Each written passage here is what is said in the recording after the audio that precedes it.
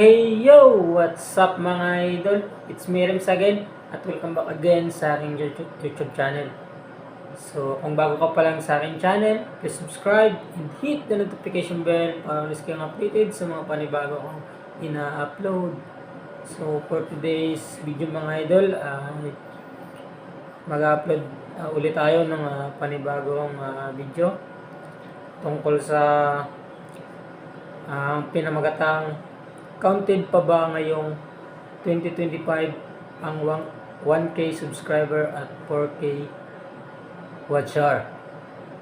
So bago ko muna yan, bago ko sagutin, ay quick intro muna tayo.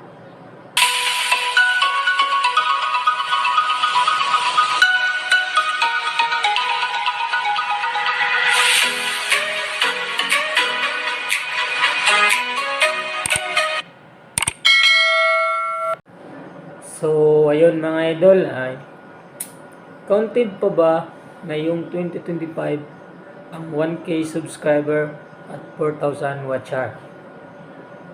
Ang sagot ko po dyan mga idol ay opo. Counted pa po.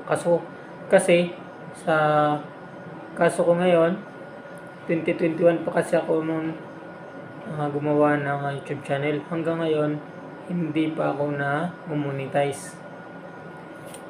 So, ang hinihintay ko na lang ngayon mga idol ay 4,000 watch hour. Hindi ko pa siya na-hit nung 2022 kasi tumigil ako, nagtrabaho ako mga idol. Tsaka ngayon, nagbabalik na naman ako mga idol upang i-cover yung YouTube channel ko. Gusto ko nang ma-monetize.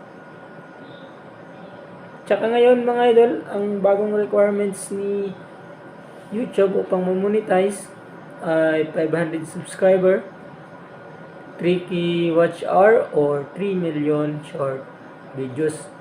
So, pinekli na lang ni YouTube mga idol ang requirements niya para mag-monetize.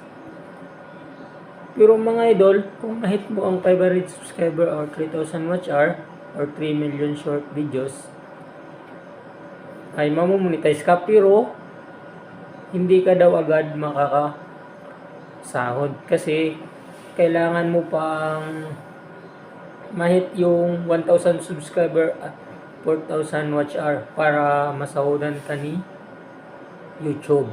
So yun, kaya counted pa mga idol yung 1K subscriber at 4,000 watch hour ngayong 2025.